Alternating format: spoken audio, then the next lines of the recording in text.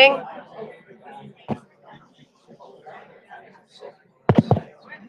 Is this what, can people hear me, or do I have to get super close to this thing? Okay.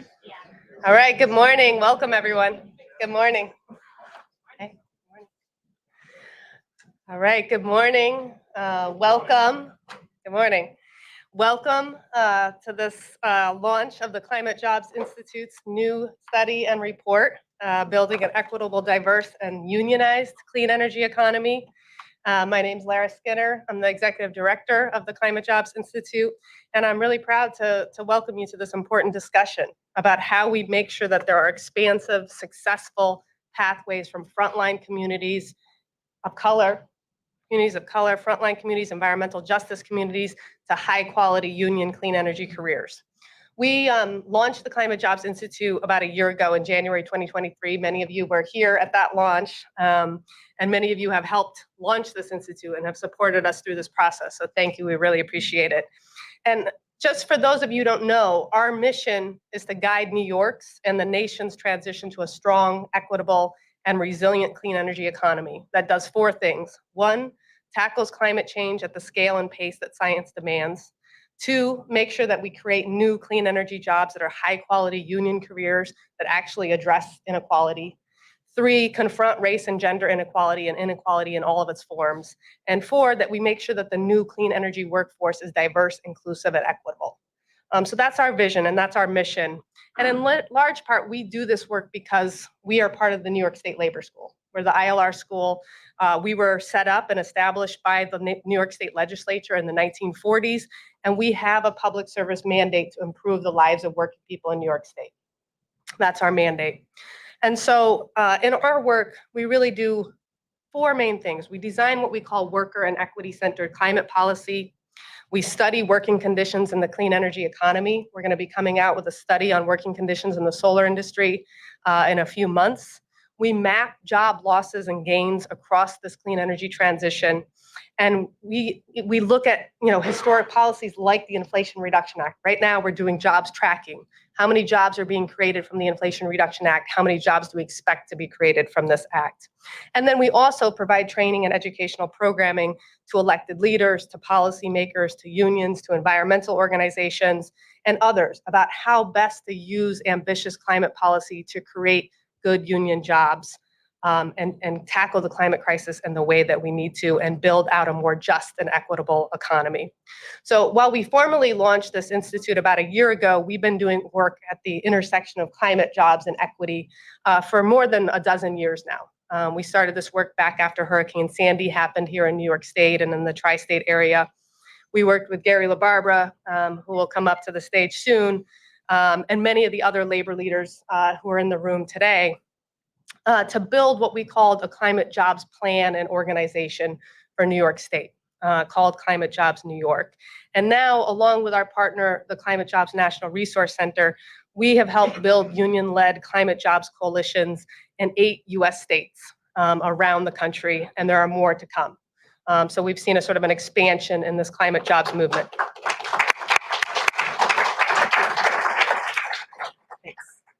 In all of these states, momentous worker and equity-centered climate policy has been passed that show that we can tackle climate change, we can create good union jobs, and we can build effective training programs that create a more diverse, inclusive, and equitable clean energy workforce. And I'm proud to say that New York State was the first state to pass a requirement to build 9 gigawatts of offshore wind in the state with strong labor and equity requirements through a project labor agreement requirement. That happened several years ago, but we were the first state in the country to have that type of requirement on a major expansion of clean energy work. And now many other states have passed similar laws, largely because of the climate jobs coalitions that exist in those places. And there's no doubt that this transition is historic, right? We're talking about a major change in all sectors of our economy. It's hard, right? This is going to be a really hard transition, and the benefits and the burdens of this transition need to be shared equitably. That is central to how we approach this work. And today, for us at the Climate Jobs Institute, this marks a really sort of important progression in our work, because we're coming in to contribute to this discussion about how we use and building a clean energy economy to make sure that there are expanded, equitable pathways into these jobs for the communities that have been most impacted by climate change, pollution, and historic inequities. So we're talking about women, we're talking about communities of color, we're talking about immigrant communities, justice-involved communities, and other historically underserved communities. And since the Inflation Reduction Act was passed, I've fielded a lot of questions about how are we going to have enough workers to do everything that we need to do to tackle climate change and build out this clean energy economy. It comes up all the time. We have a workforce shortage. What are we going to do? We have to do so much building, right? We're going to install 400 gigawatts of solar in the world this year. Just this year, we're going to install 400 gigawatts. And we see, claims of a workforce shortage in the news all the time. And I think there are some areas where we are facing genuine workforce shortages. We have to think about how do we have the workforce that we need to do, specific work. But I think the most relevant dynamic that we have is a good job shortage, right? It's not a worker shortage, it's a good job shortage. And if people are paid well, if people have good benefits and people have access to good training, then we will have the workforce that we need to tackle climate change. And that's the most important thing for us to be thinking about as we take on this work.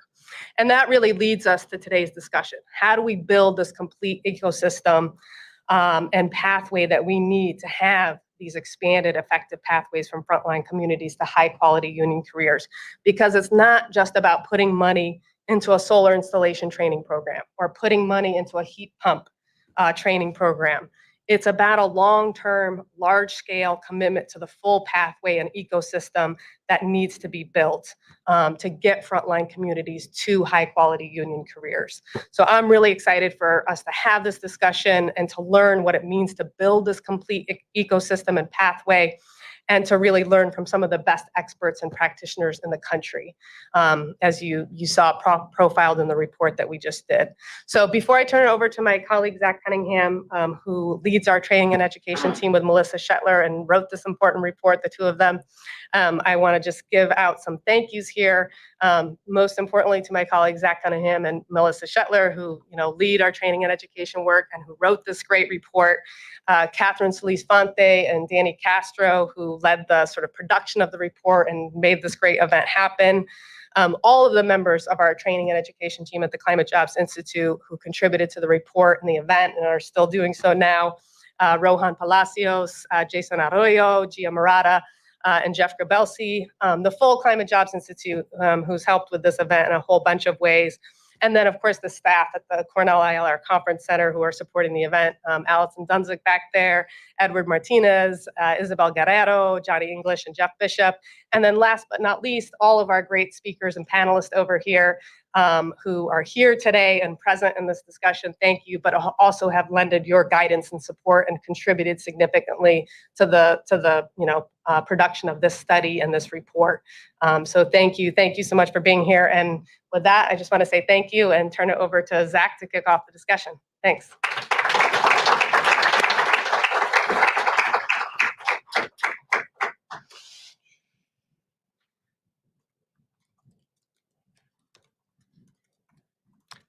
All right.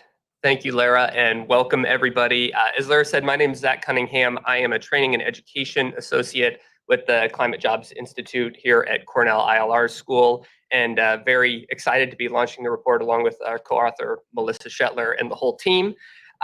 And today we're here to talk about apprenticeship readiness, and we're really excited to have you all here joining us.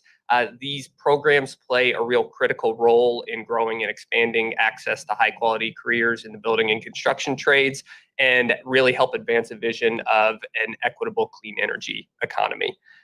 We'd also like to thank the Cornell University Atkinson Center for Sustainability, who helped fund this report, our research, as well as this event. I'm going to quickly run through just our agenda for the morning together before we start diving into the program.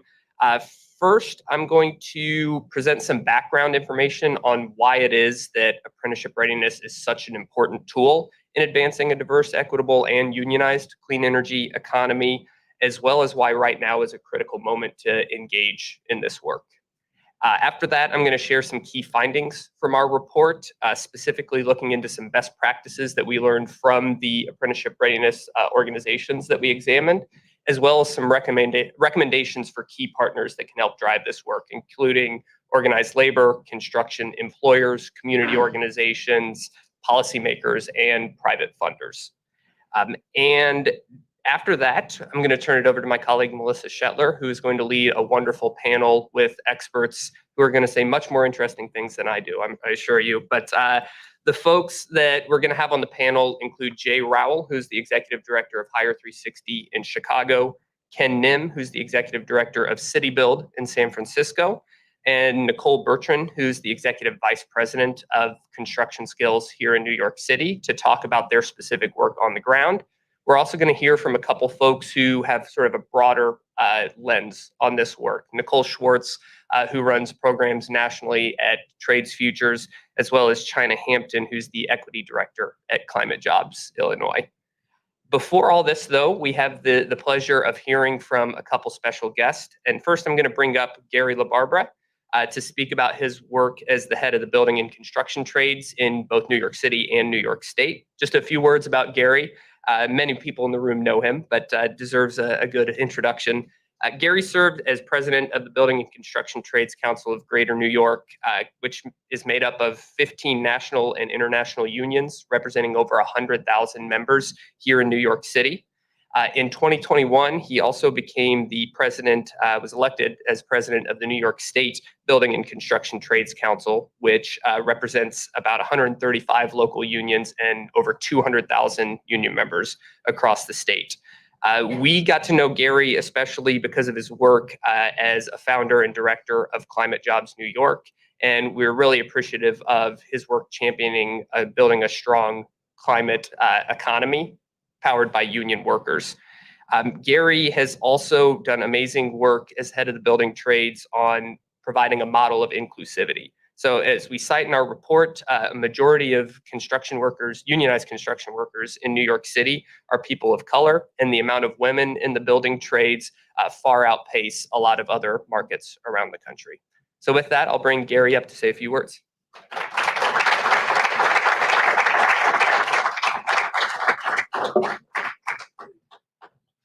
Okay. Thank you very much for that introduction, Zach. So good morning, everyone. It's very nice to be here and to have the opportunity to address you. I see a lot of familiar faces in the room, a lot of colleagues, and we've done a lot of work together. So I want to take a few minutes. I appreciate the opportunity to kind of share some of my views. I want to just kind of go a little bit back for those that aren't completely familiar, as Zach mentioned, about I think how we got here, and I think how we really, in New York, we really led the nation in terms of the concept of we have a number of crises that we have to address.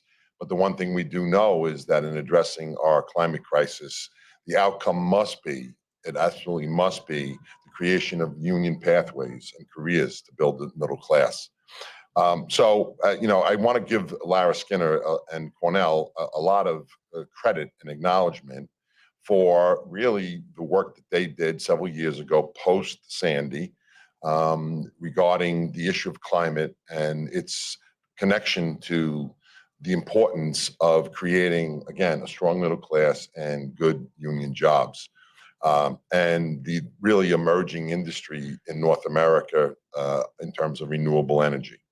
You know, Lara had presented to myself and Vinny Alvarez and Mike Fishman at the time a report, a white paper report on really what was happening in the climate sector in terms of jobs. And I can tell you, and I said that very specifically in terms of jobs.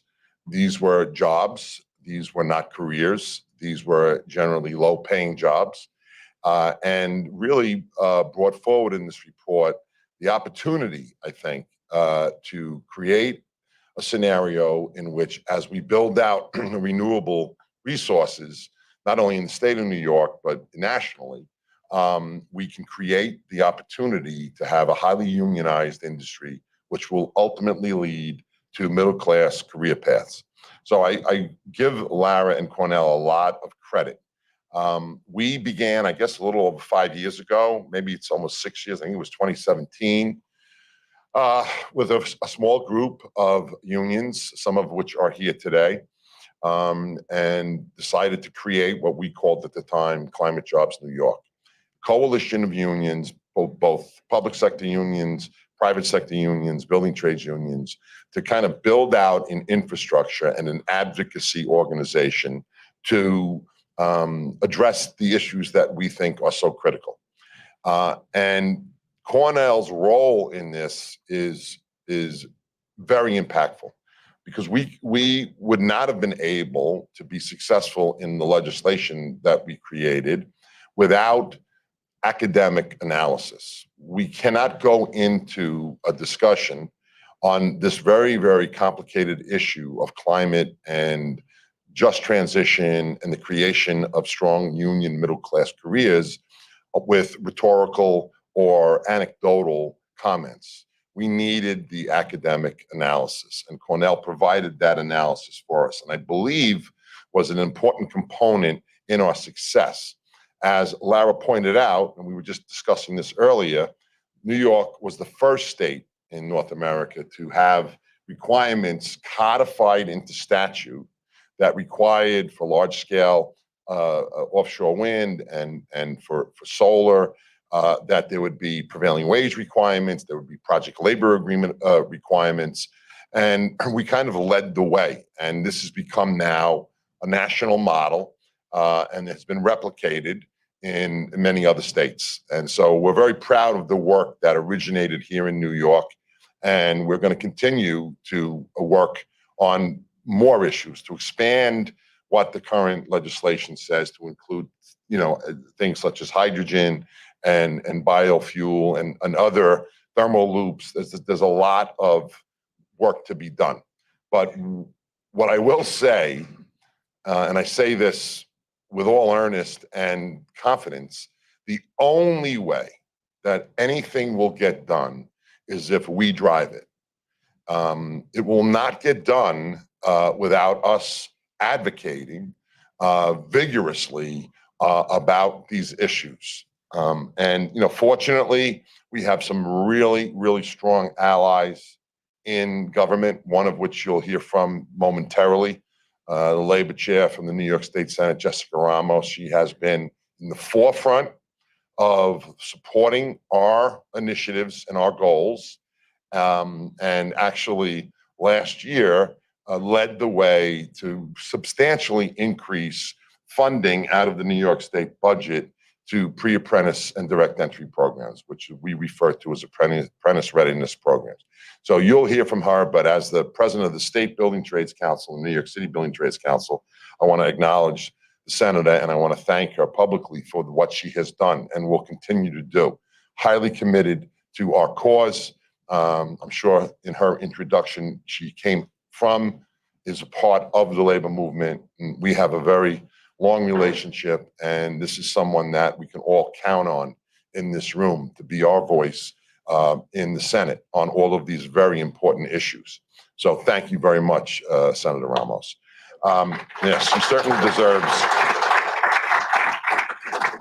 So I want to keep my remarks timely, but I know really we want to talk about apprentice readiness programs, direct entry programs, pre-apprentice programs. So let me say this: no one trains better than the building trades. We do not have to reinvent the wheel, as they say.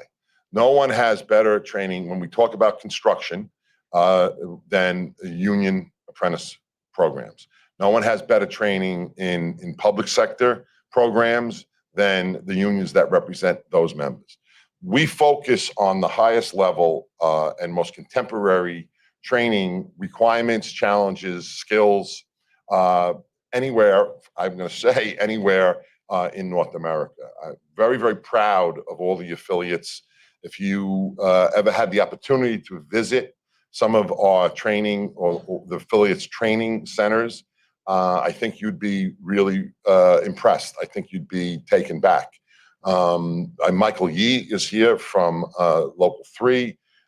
This is one of our regular stops when we have elected officials or we have investors that are interested in understanding what the value add of investing in projects and using union construction workers. Local 3's training center is a state-of-the-art training center, and it's one of our, we always ask Chris Erickson and Michael, can we set up a visit to come and see your training center, because it is so impressive. And one of the things that, is always very positive is when we go into Local 3 or other training centers with elected officials or outside investors, to see the diversity. Again, this is not a rhetorical comment. This is not, this is not a anecdotal remark that I make. We're more diverse than ever before, and the majority of building trades members in the city of New York are minority. This is factual. And how did we get there? How did we change? How did we move forward in this direction? Well, primarily how we did this was through our apprentice readiness programs. And I give the credit, obviously, to all of the local business managers and the affiliates of the building trades, because we recognize that our industry should look like, in this case, in the city of New York, like the city of New York. So this has become a priority. So what is the intersection between building out a renewable infrastructure and increasing opportunity and reaching into marginalized communities or disadvantaged communities? Well, there is going to be, as Lara said, and as I'm sure you'll hear, there's going to be billions and billions and billions of dollars of work. To build out this infrastructure, this will be years, decades worth of work. It is, in my opinion, in North America, an emerging industry. Yes, we've had solar farms, but to go to offshore wind, onshore wind, this is something that is very, very new. In Europe, obviously, they're much further ahead of us in those areas. But this is an industry in which there will be a transition. Now, you have to remember that the fossil fuel industry, and we all know we need to migrate. There is no climate deniers. We all know we need to migrate. But it has to be done in a responsible and thoughtful way, right? And that includes just transition. So what does that mean? It means that there will be displacement in current jobs, and workers very well may need to be retrained, right, to go into the renewable space. We know, Lara pointed out in her comments, that there's a continuing concern about we're not going to have enough workforce to do this work. Well, we are going to have enough, because as long as these careers are available, again, I'm very specific in what I say, and that is not jobs, but careers. And I want to share something with you. Several years ago, when I began, and I'm going to absolutely say this, when I began to speak publicly, and in all of my press releases and quotes, I began to refer to union construction jobs, right, as family-sustaining careers. Today, in every major press release from many electeds and others, they say family-sustaining careers, right? Change that narrative. It's not a job that we build through our apprentice programs. This is not a one-and-done deal like in the non-union sector. And that's where, in particular, solar has been, and the next report, Lara and I spoke, solar has been, frankly, up until this point, one of those sectors that have created those low-wage, what I would call dead-end jobs. You build out a solar installation, you're done. We don't do that in the building trades, right? We are going to take this opportunity through our apprentice readiness programs, our pre-apprentice and direct entry programs, when we were looking at the amount of work that's coming, to build the opportunity and take this opportunity to reach into communities that in the past have been marginalized or disadvantaged. And we're going to bring those communities into the middle class. We're going to raise those communities up, and we're going to bring people out of poverty into family-sustaining union careers. That is the opportunity that is set before us. So we are not going to be able to do this without a lot of advocacy, right? Because left to their own devices, developers, even in the offshore wind, they would not be concerned with this. The only reason they're concerned with workforce development, the only reason they're concerned with making sure they have a labor agreement with the building trades to build out these facilities is because the law now in New York State requires it. If it wasn't required, they wouldn't be knocking on my door every day, every week.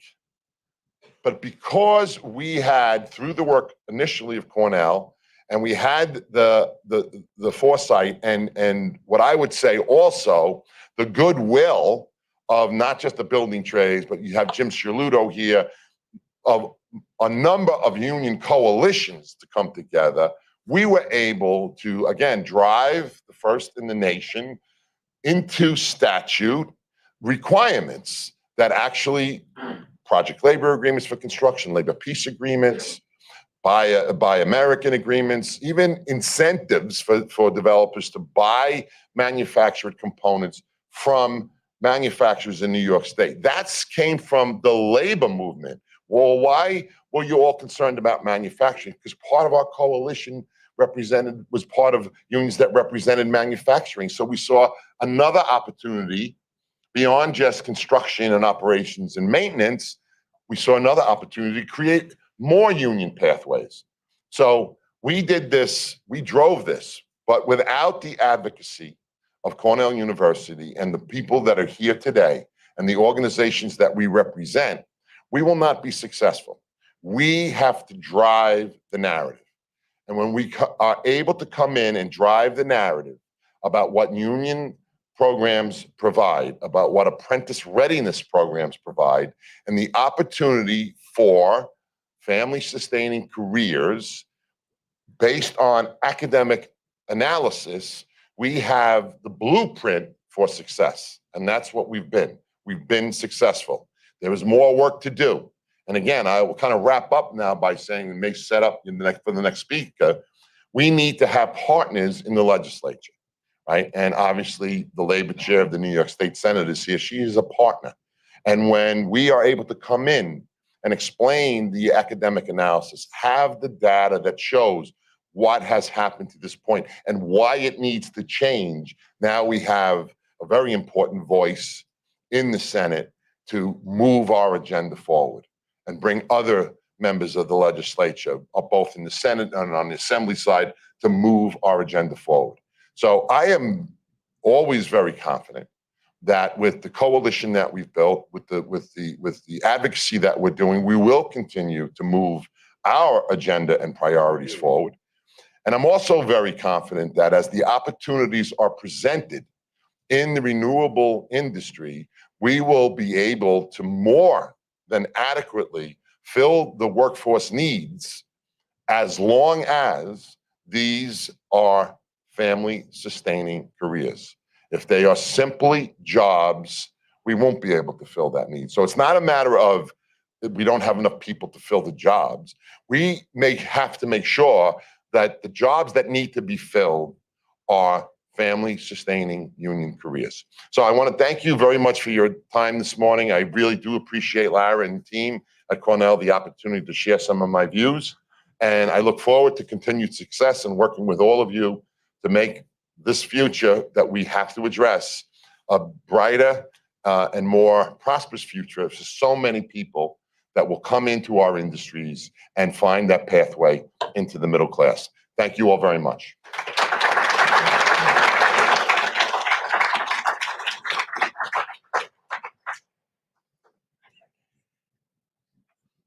Thank you so much to Gary, not only for your remarks, but for your amazing work building those family-sustaining careers here in New York.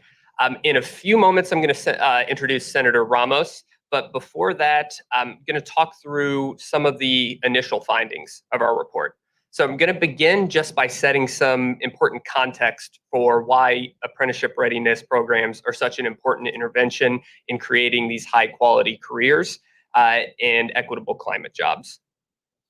So first, if you've come to any events from the Climate Jobs Institute, you've heard us hammer the point home that we face a dual crisis. Not only are we facing a climate crisis that threatens the habitability of our communities, but we're also facing at the same time an inequality crisis of wealth, of income, of race, of gender, of so many areas.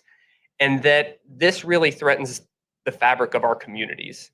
And that any intervention that tries to solve the climate crisis without also trying to solve that inequality crisis, we believe is insufficient. Second, that tackling the climate crisis really can create an enormous amount of jobs, and if done right, an enormous amount of high quality careers.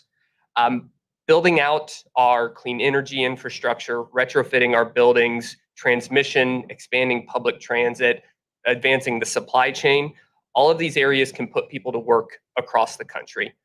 But there's no guarantee that these jobs are going to be good jobs, that they're going to be high quality careers. So over decades and across sectors, organized labor has really been the most powerful force in America, pushing forward with a plan to reduce inequality, to have high quality jobs, good pay, good benefits. And should also note that union work sites traditionally are much safer than non-union work sites, especially in the construction industry, which is a dangerous, difficult job. In order to build durable support for climate action, we strongly believe that high quality job creation is a must, and that's simply not going to happen without organized labor being a central partner at the table.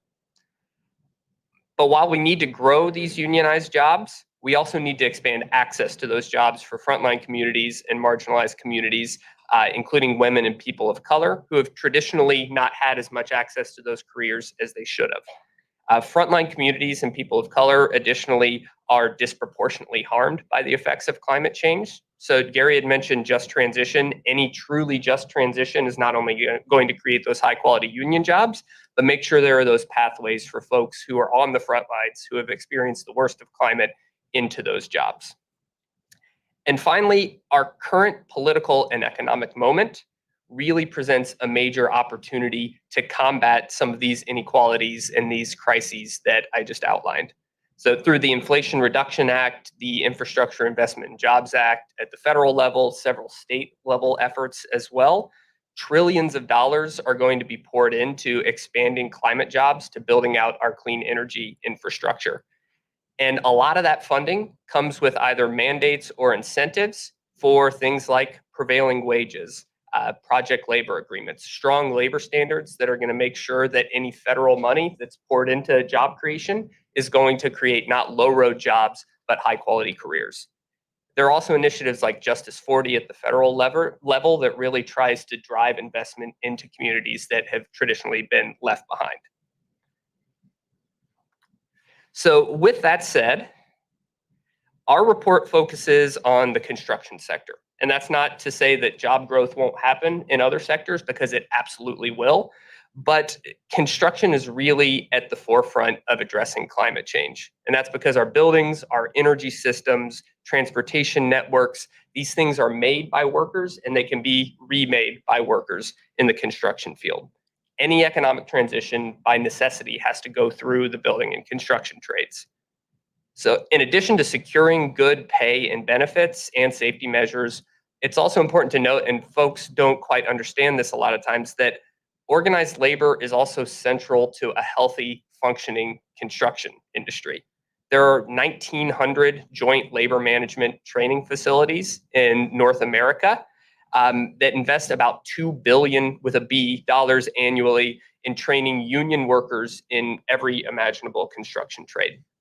And roughly 3/4 of construction apprentices in the United States go through union-led programs, right? So in addition to that training capacity, unions also play a really important role in dispatching workers, in setting industry standards, and lifting the floor for the industry as a whole. But it's also important to note the history of exclusion and barriers to entry in a lot of construction fields, both union and non-union alike. So for decades, in ways sometimes intentional, sometimes unintentional, there have been roadblocks to people fully being able to enter these trades and take advantage of high quality careers in their backyards.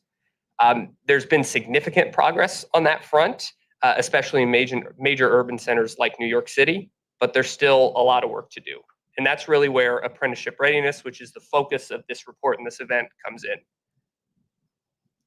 So according to the Partnership for Working Families, which is cited in our report, apprenticeship readiness or pre-apprenticeship programs, we use those terms more or less interchangeably, recruit and orient new workers, help them identify the apprenticeship program most suited to them, and prepare them to take the test and support their initial career efforts.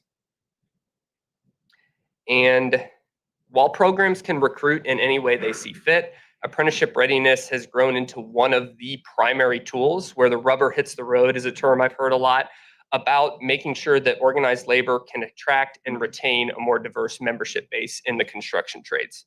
So according to NABTU, North America's Building Trades Unions, apprenticeship readiness is a gateway for local residents focusing on women, people of color, and transitioning veterans to gain access to building trades and registered apprenticeship programs.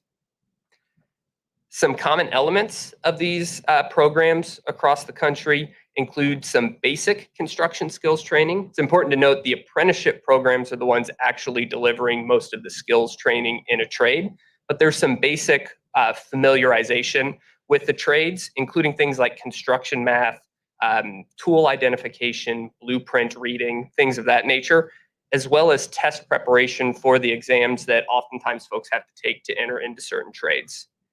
And a key component of apprenticeship readiness is introducing people to those various trades. I've talked with a lot of folks and seen when folks come into apprenticeship readiness, usually it's only a handful of trades that they actually have an understanding of: electricians, carpenters, right? So programs like this, yes, give information about those trades, but also expand their horizons, introduce them to a lot of trades that they may not have even known existed before. And also a big part is introducing people to the expectations of being an apprentice and being a construction worker. So what are the hours and expectations on the job site? What's the culture on the job site? Things of this nature are really important for a lot of apprenticeship readiness programs. And a few more. Case managers play an important role in apprenticeship readiness because they really are the people who help folks navigate the apprenticeship application process, which has varying timelines, and it's really confusing for people who don't have connections in the industry already, and also connect people with mentors from areas like where they came from to offer advice and to help navigate them through the process. Financial services are critical too, because they can offer folks from low-income communities who are not going to be able to do this training for free an avenue to make ends meet while they're investing in their own career. And finally, apprenticeship readiness graduates typically leave programs with a number of certifications that are going to be needed on any construction job site once they enter apprenticeship and eventually journey level work. So one last thing that I'll note before I bring up Senator Ramos is that apprenticeship readiness is not a panacea. This is not the only thing that we need to do to create an equitable, diverse, and unionized clean energy economy. To maximize impact, it has to be part of a broader construction ecosystem that really prioritizes job growth and climate jobs, improve job quality, and then diversity, equity, and inclusion measures. So policymakers and private actors can invest money into clean energy development, which helps create demand for construction workers. Public and philanthropic actors can commit serious funds towards apprenticeship readiness and other efforts to expand pathways for folks. Community organizations, we'll say this quite a bit, but community organizations are key to effective apprenticeship readiness because they really make connections. They can help set strategic direction, but also make connections between the trades and communities where they might not have connections already. And finally, unions and employers can commit themselves to entering into new industries in the climate area, as well as welcoming new diverse members into their apprenticeship programs and job sites. So when done well, apprenticeship readiness fits into this broader ecosystem and can really play a transformative role within that ecosystem. So I'm going to pause there and bring up Senator Ramos in a moment. Senator Ramos just as started to stand up. Just a few words of introduction. Senator Ramos represents the 13th District in Queens and is also the chair of the Senate Labor Committee in New York State. She's a great supporter of the labor movement, comes out of the labor movement, also supports efforts for racial justice and strong climate action, and was instrumental in helping us to found the Climate Jobs Institute earlier this year and sits on our advisory board. So without further delay, Senator Ramos.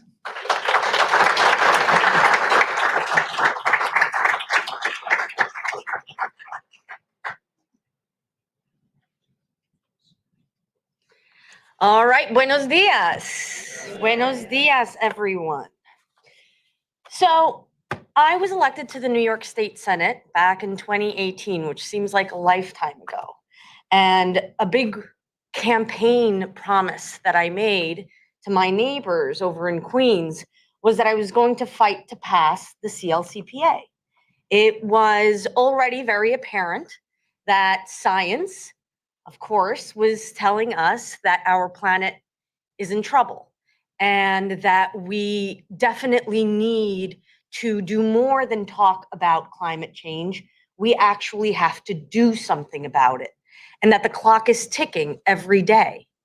So I was very happy, of course, to have been elected. But then September 2021 rolled around as the pandemic was sort of kind of winding down. And my district was heavily hit by Hurricane Ida. It was declared a disaster area. President Biden came to visit us to survey the damage that my neighbors had suffered in East Elmhurst. And then I knew that simply being a voice for labor as the chair of the labor committee, that simply being a believer in science and fighting for climate change policy wasn't going to be enough.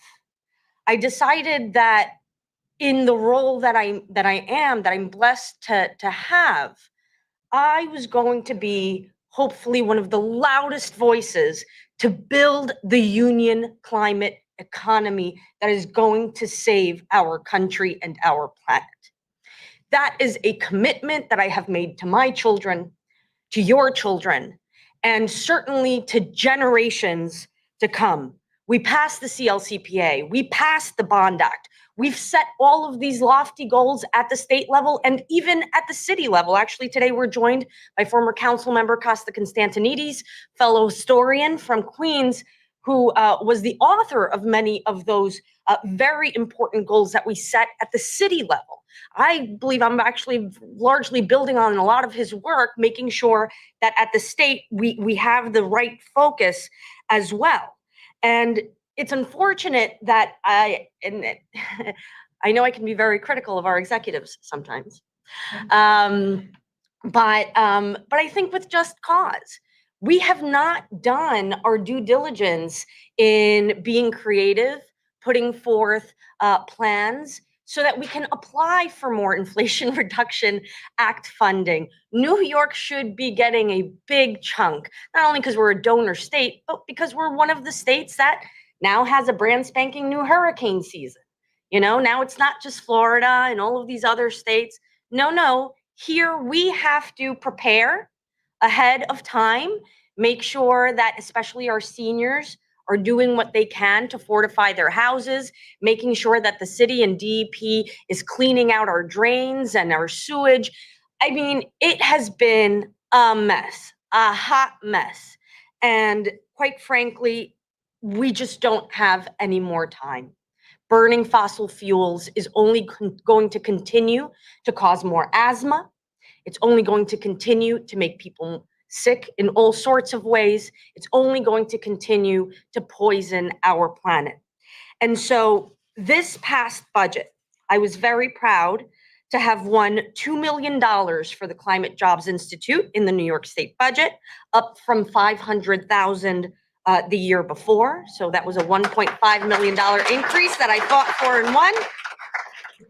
And a total of another $1.5 million for apprenticeship allocations. And that was $300,000 to helmets to hard hats, $500,000 to construction skills, $175,000 to WDI hazard abatement training, $500,000 to the statewide pre-apprenticeship program at WDI, and last but not least, a passion project of mine, and I know has to be for every single person, regardless of whether you're a parent or not, our path to universal childcare.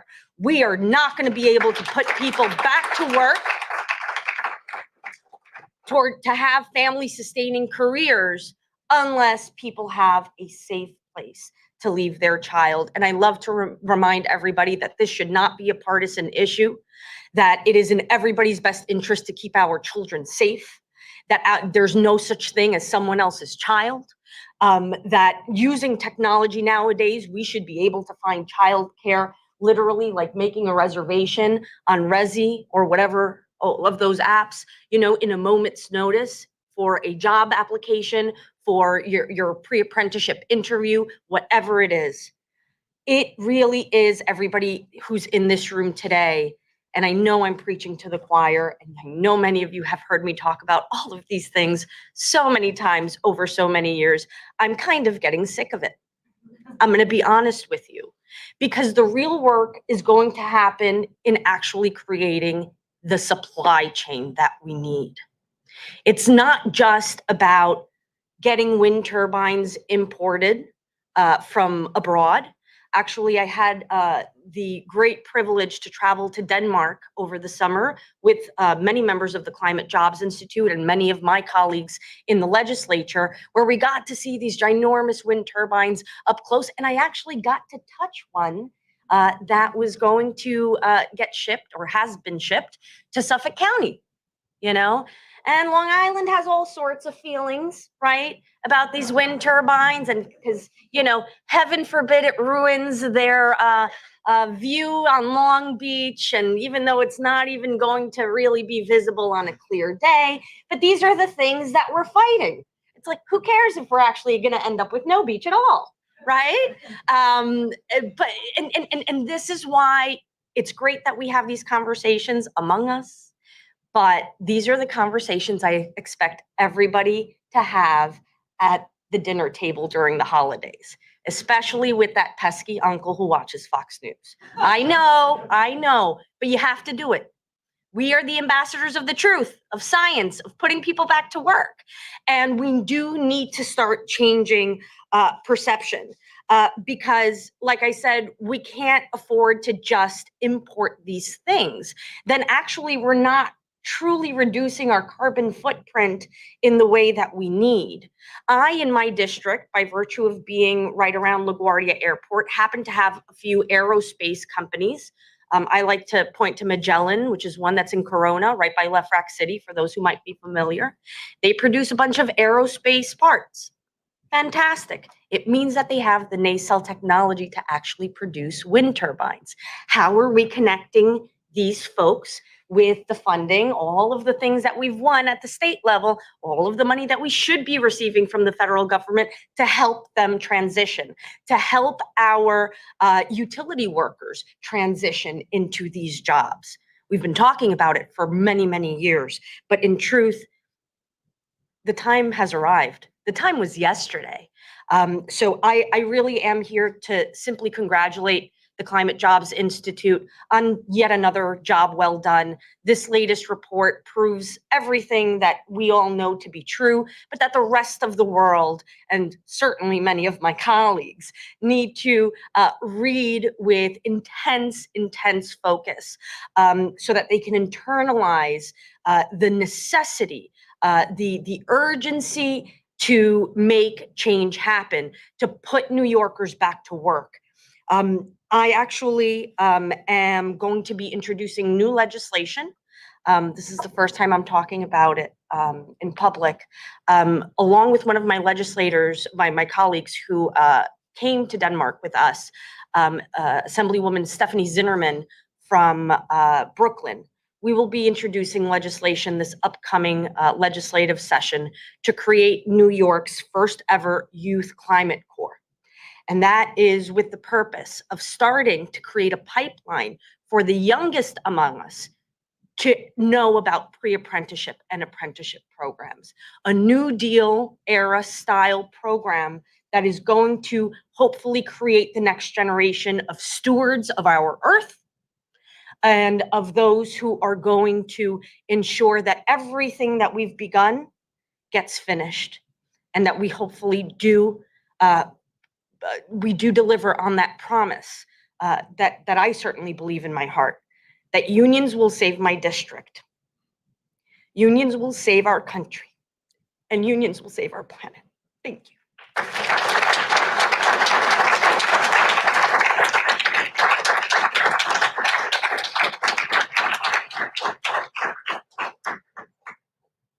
Thank you so much to Senator Ramos.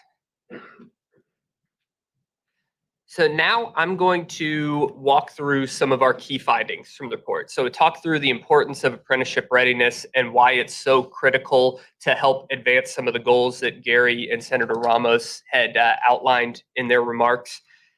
In this study, we examined 3 specific apprenticeship readiness programs. Hire 360 is a nonprofit organization based in Chicago. It was established in 2019.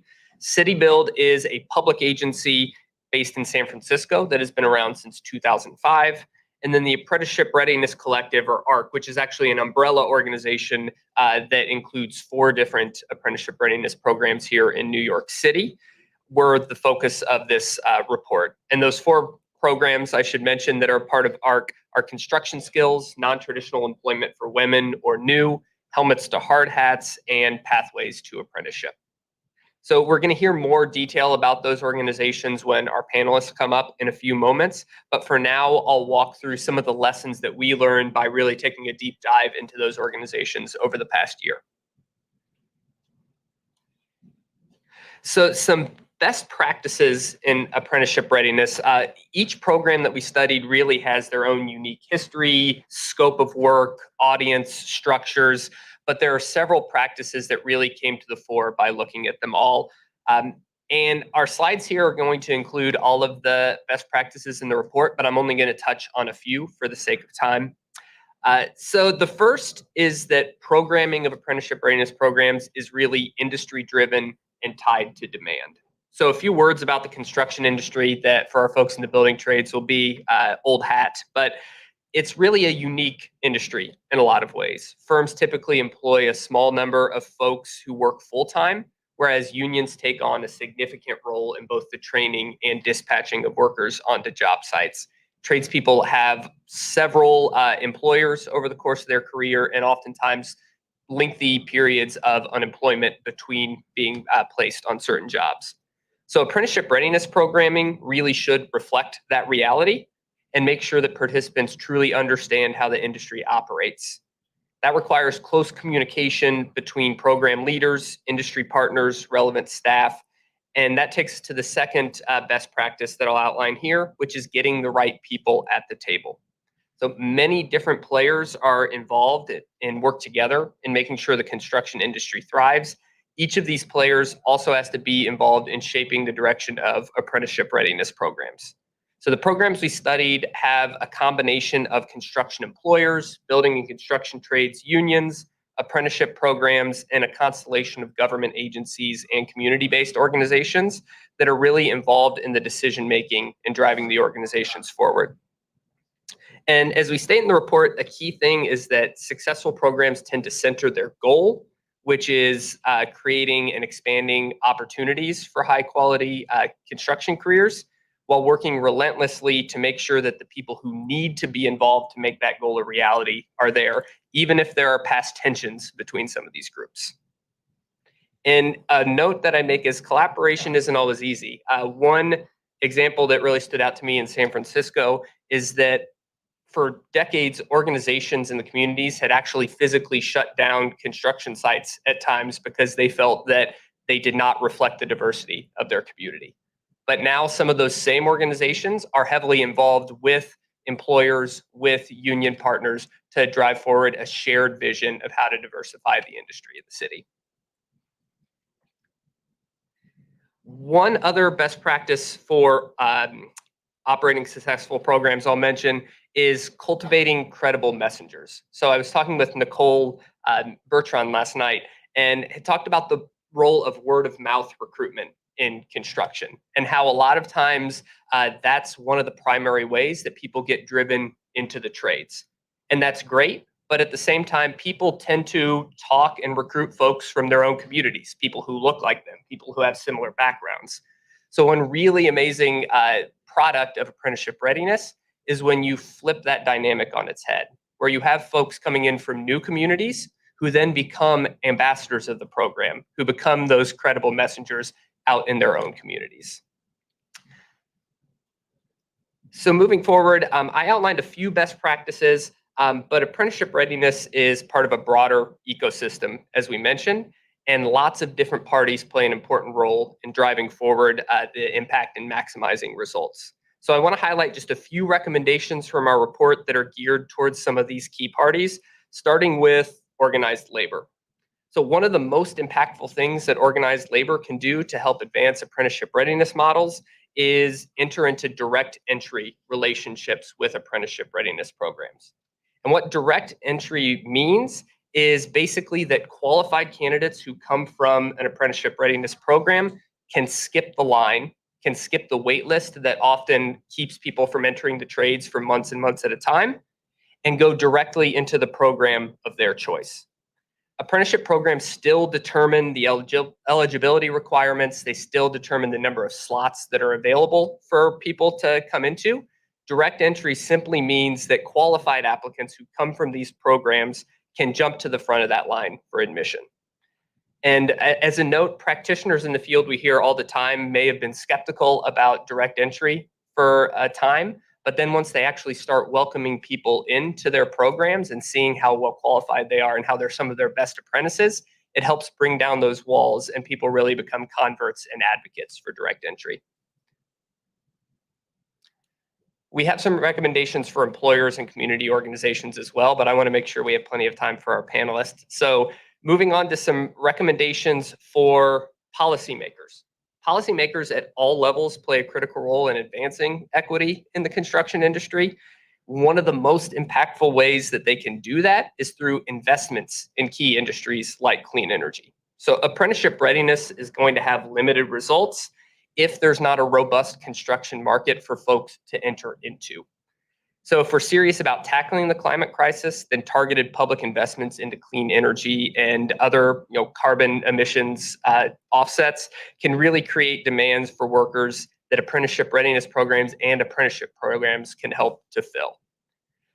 But those public investments, I'd be remiss if I didn't say that they need to come with meaningful labor and equity standards to make sure that it's not driving a race to the bottom, that we're lifting the floor and making sure that any public dollar used for economic development, especially in clean energy, is really creating pathways into high quality careers.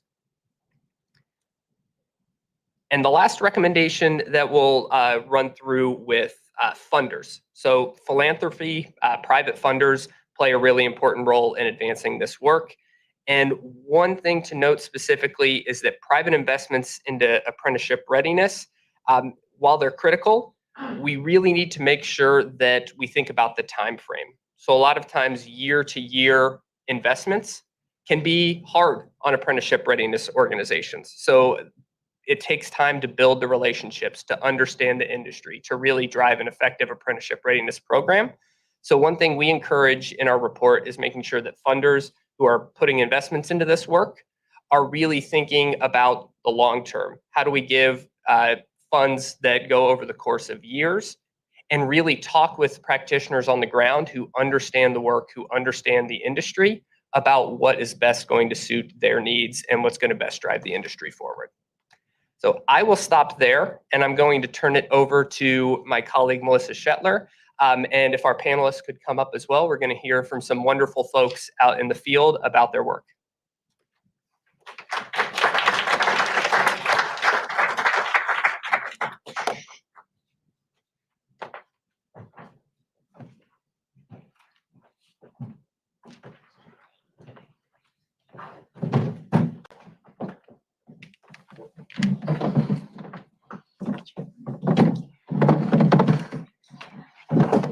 Good morning.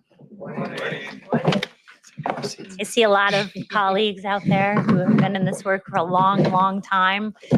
It's really exciting to see you all and to share this report with you.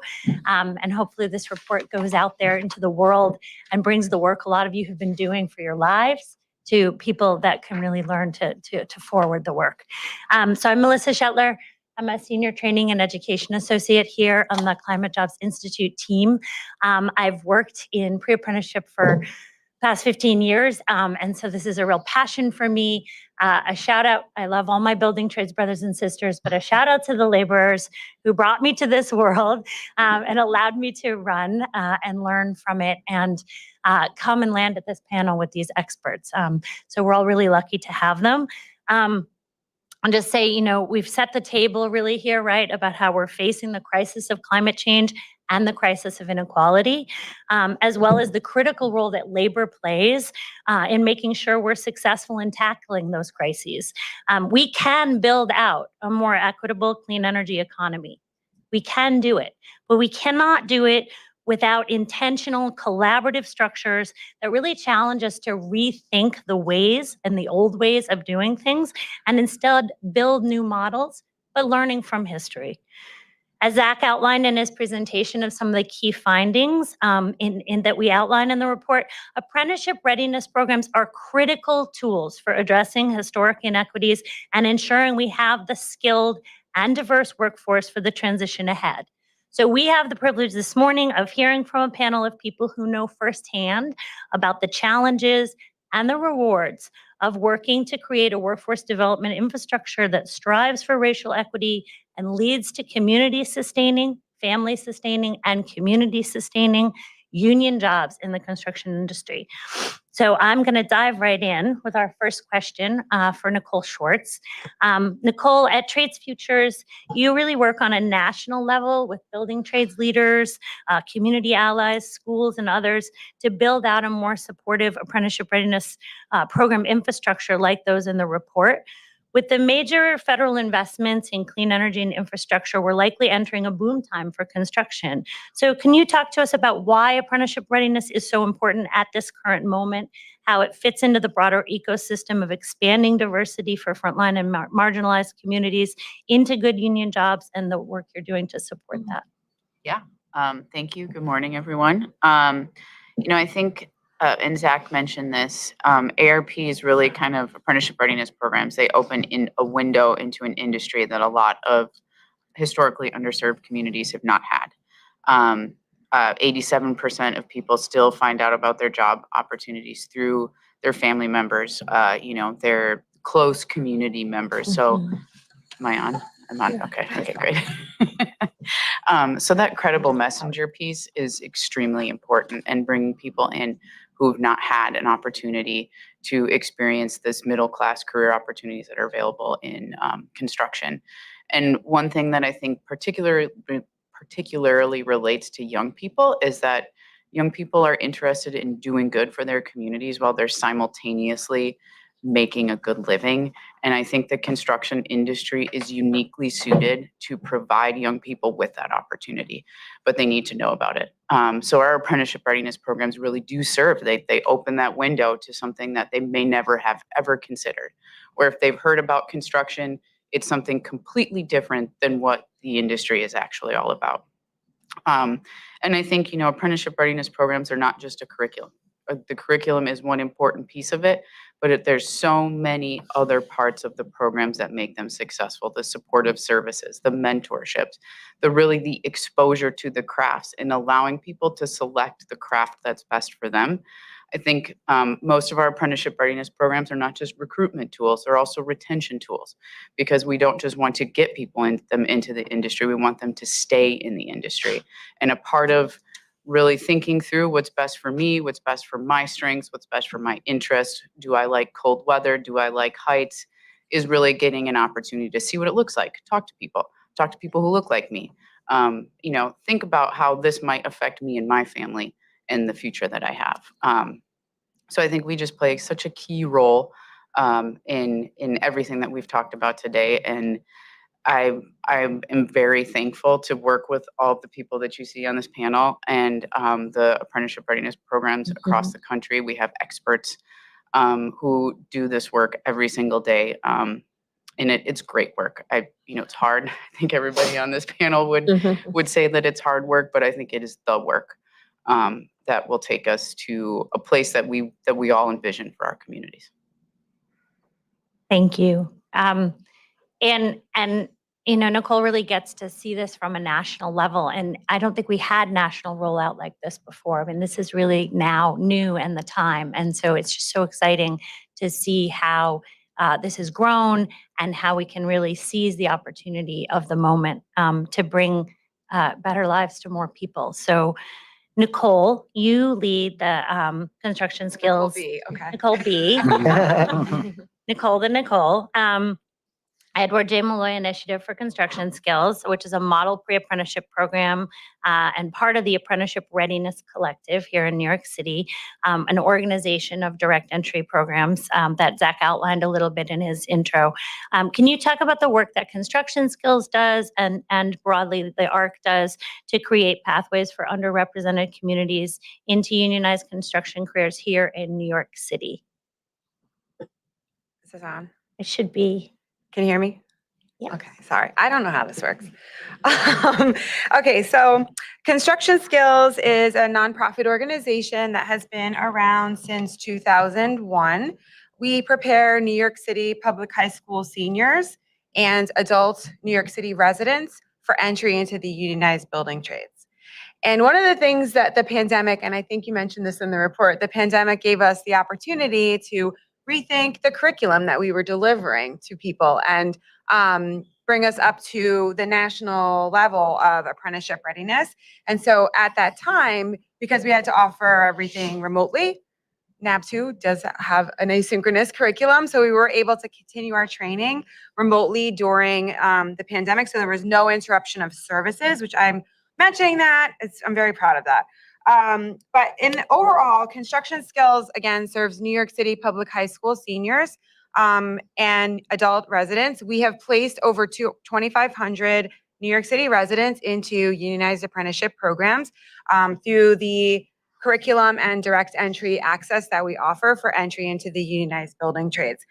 Want to also mention almost 90% of our participants identify as people of color.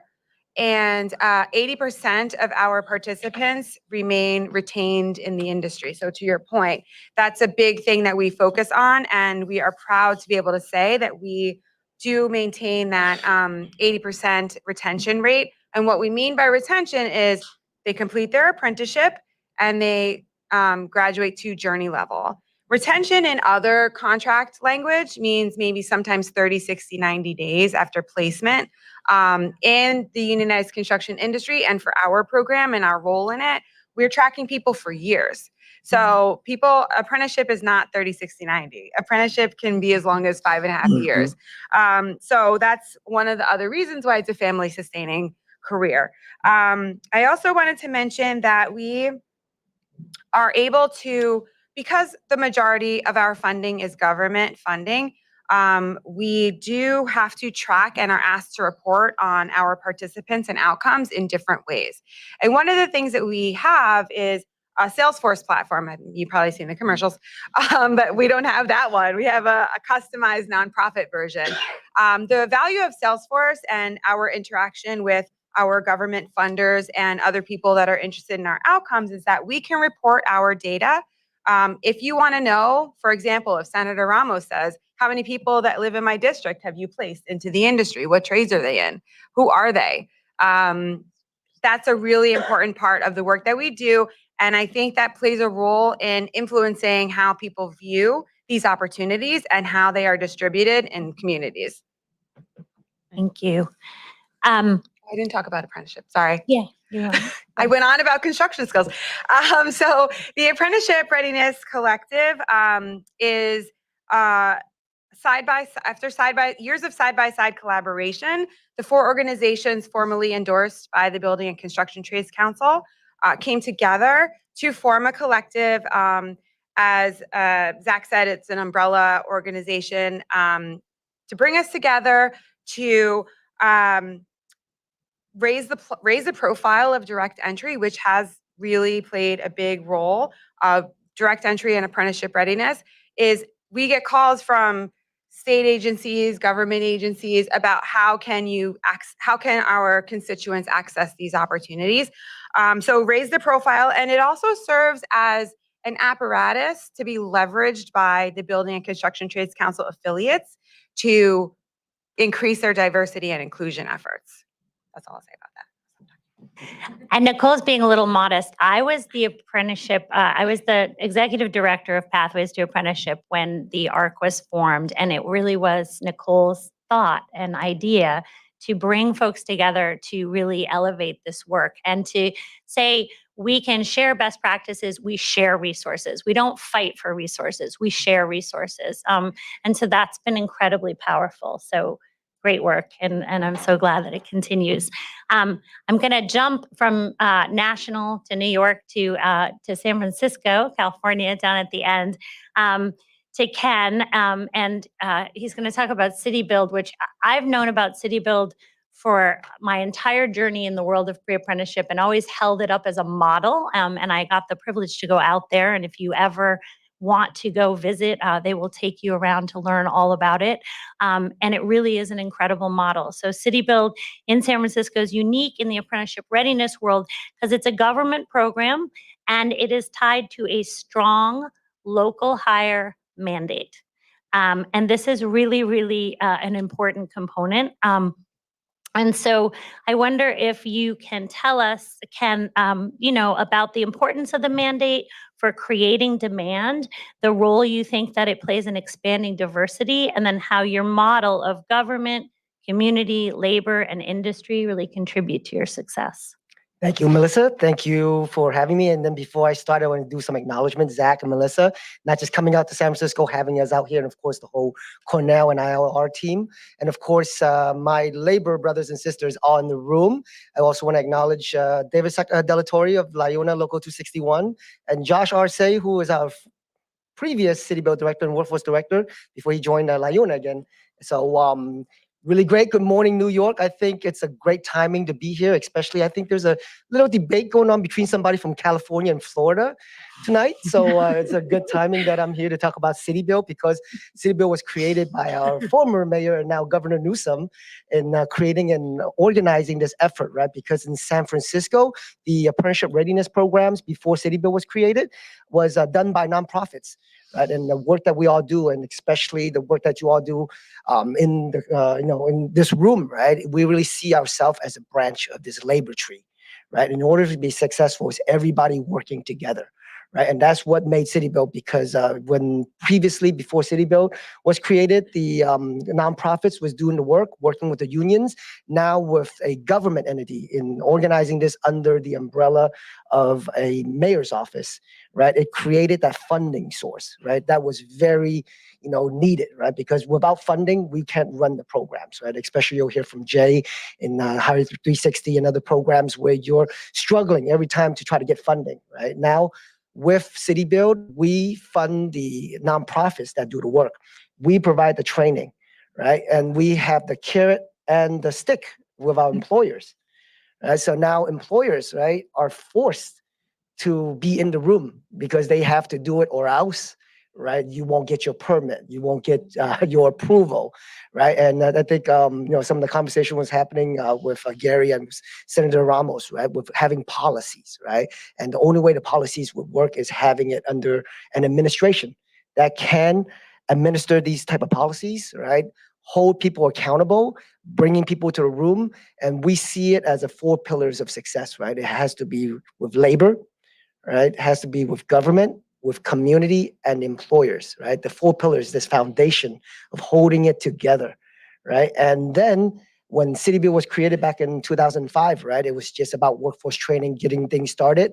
And in 2010, the mandatory local hire policy was approved and passed by the Board of Supervisors in San Francisco. Now it creates a mandate that you have to hire residents, right? So it's not just about building construction, right? It's about making sure our neighbors, our brothers, our sisters, right, are able to get the jobs, right? It forces employers to really think about that before they even do the work.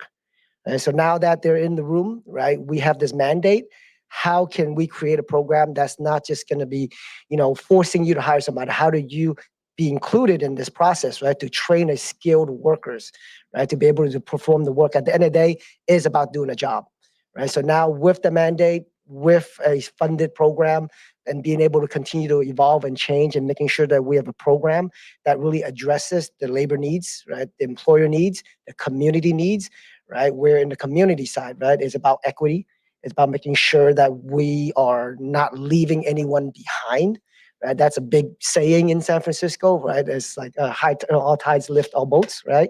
Is that we all succeed if the communities that we serve, especially the underprivileged, the underrepresented, get that opportunity. And, earlier in the conversation about family oriented, right? The trades, being able to have an apprenticeship, being able to know that your career pathway, you're in there, right? We have more women in the trades, we have more people of color in the trades, and being able to address those inequity through a policy is what makes San Francisco unique, and we administer both the training and the policy. Thank you, Ken.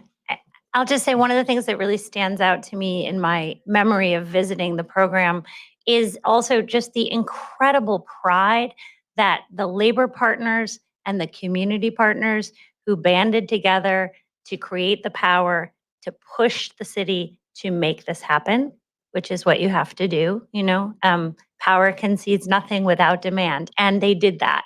And the pride they take in the work that they did to make that happen, and the pride that they take in the continuation and the sometimes ups and downs and bumps of that process to really stay in the work together and to stay committed to their goals. So thank you, Ken, for continuing that great work. Jay, we're going to jump to Chicago. One of the great things about highlights in this report is we're really trying to look at some different models across the country, because we know that geography, really influences the ways in which programs can be effective. Hire 360, while a relatively new organization, is already engaged in multifaceted approach to harnessing the economic opportunities of clean energy and other infrastructure investments.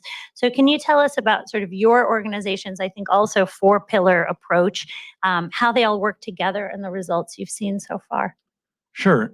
So good morning, everyone, and thank you all for taking the time out to be with us this morning. A huge thank you to Zach and Melissa and to Cornell for just including us in this report and the interest in our program. As Melissa noted, we are a relatively new program, so I was excited to come here today to be on this panel to learn more about some more established organizations and what they have been working on, and have already learned a couple things from Ken. So it's been great being here. And as Melissa said, we are a relatively new organization. We launched in January of 2020, and I really wouldn't recommend starting a new nonprofit 2 months before a global pandemic. Not the most super awesome timing. But we have had a lot of success thus far in what we're doing.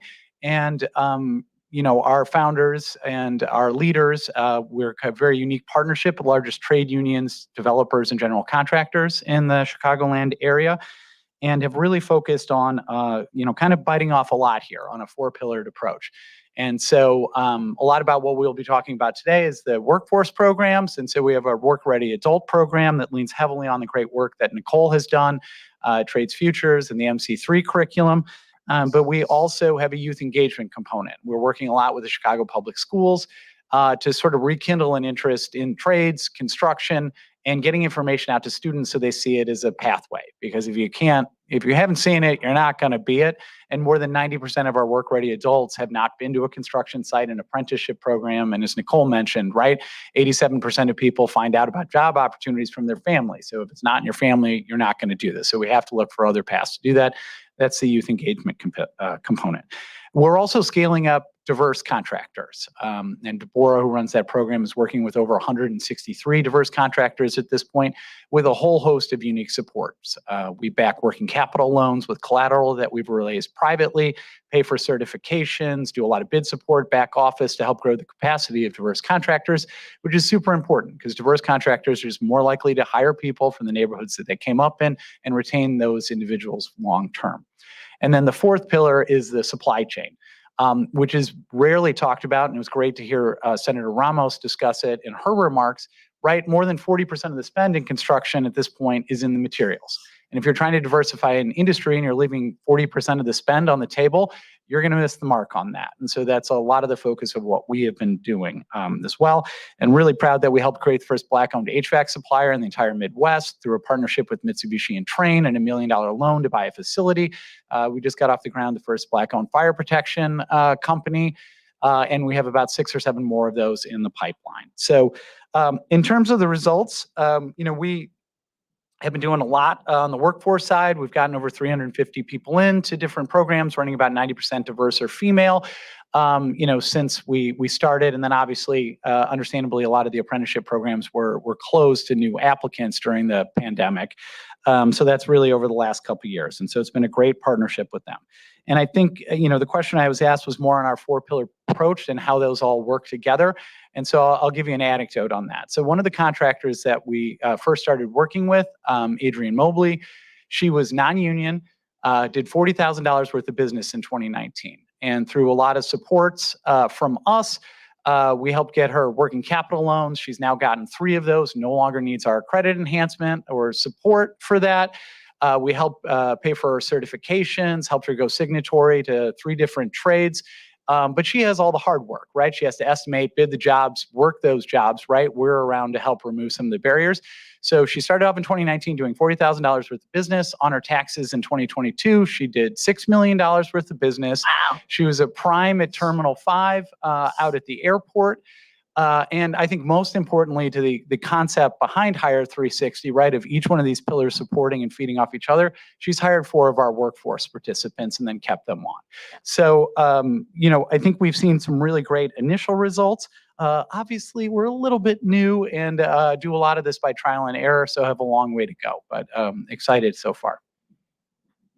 That's great. That's super exciting to hear. And I think, just the broadness of the 4-pillar approach and the idea that you're spreading the economic opportunities across the industry, not just for the workforce, but for folks who then can hire the workforce and sign with the union.